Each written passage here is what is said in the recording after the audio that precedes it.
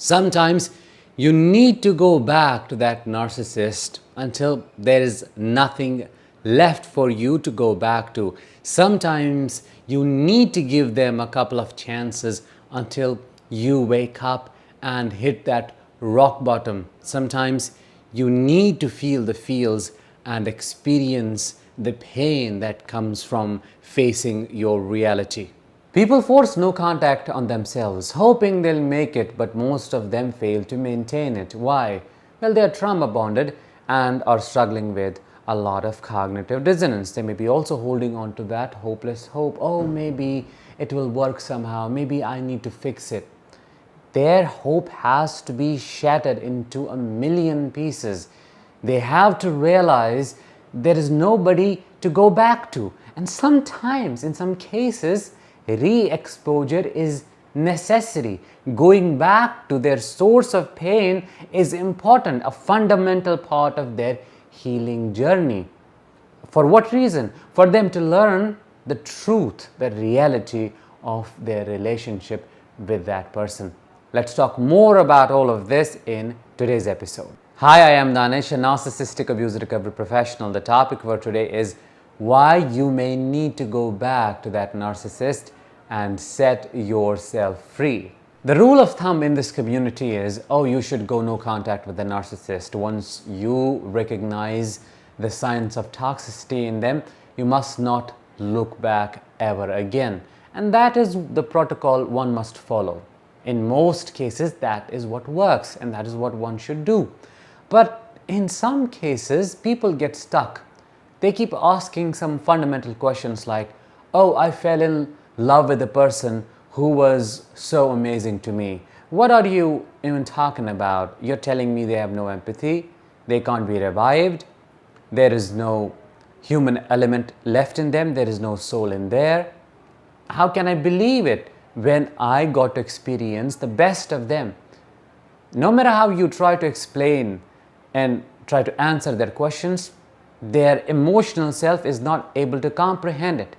And they need to wake up to their reality. Cognitively, they might agree with you, but emotionally, they might find themselves stuck. In such a case, re-exposure becomes necessary. What is re-exposure? Well, as the word suggests, it is re-exposing yourself to the narcissist's abusive behavior. Going back. And going back does not literally mean walking back into their life, like physically moving back into their house. Not necessarily. It's like getting an entry card, keeping that door open. You may not even need to communicate with them. You may not need to talk to them at all. It's like observing their patterns. No contact means not looking at their social media profiles, not talking about them, not talking to them, and not consuming any information related to them. It's like complete shutdown.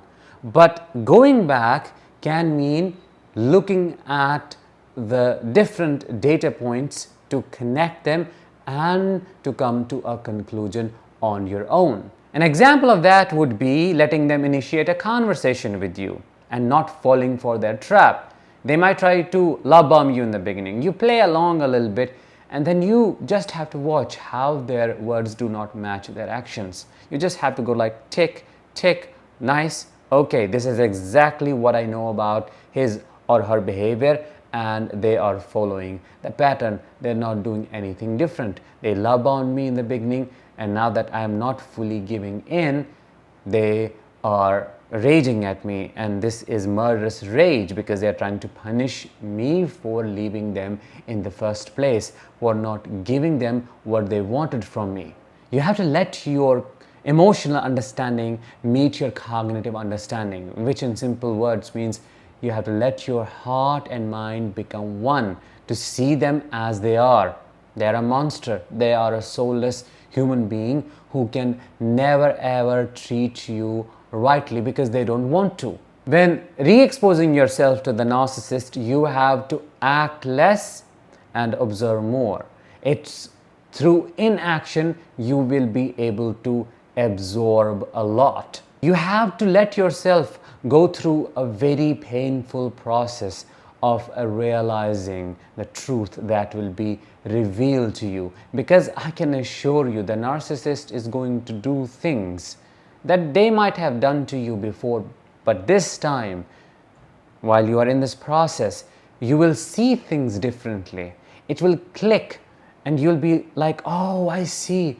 Wow, this time I can understand what you are trying to do here, how you are trying to manipulate me, what your gaslighting tactic is, and what you are trying to get from me. It will hurt you. It will be really painful for you to finally see that ugly side of them, but that is the thing. That is what you want out of this. You do not have to step into denial through justifying their behavior. You do not have to go like, oh, maybe this, maybe that. Then you will waste this chance. That's why I said you have to keep this still. Do not run the engines. They do not need to work. The narcissist will do the work for you. Re-exposure should be therapeutic in nature. You just have to relax and do nothing at all. Things will start shifting if you start observing their behavior, if you give yourself the permission to see it right from the beginning until the very end, if you zoom out and look at it as a bigger picture. What I am sharing with you is scientifically proven to work. Trauma therapists use exposure therapy to treat individuals who struggle with anxiety, phobias, and PTSD. In fact, every trauma healing modality out there is a variant of exposure therapy. What happens during exposure therapy? The individual is exposed to their trigger, but they are first trained to remain in a relaxed state. They are instructed to keep their body relaxed and let the learning happen. They watch the same scenario. Sometimes it could be imaginary exposure. They might imagine the same scenario. They might think about the same thing and let the reactions complete. Let their body go through the process so that they could feel those emotions out. That is what you're doing here. You are unintentionally doing exposure therapy on yourself. That person is a source of your trauma, so you are re-exposing yourself to your trauma, to you are stuck.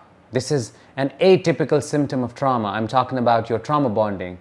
Cognitive dissonance is an atypical symptom of trauma as well.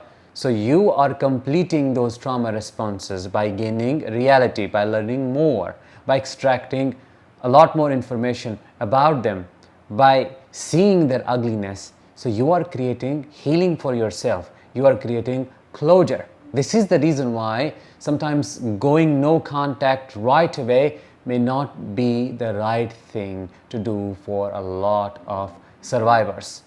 I'm really curious to know what you think about this technique, and I want to know if you had to go back to the narcissist again and again to get your closure and to never go back ever again. Share everything in the comments below, and I will talk to you in the next one. Until then, as always, let the healing begin and continue.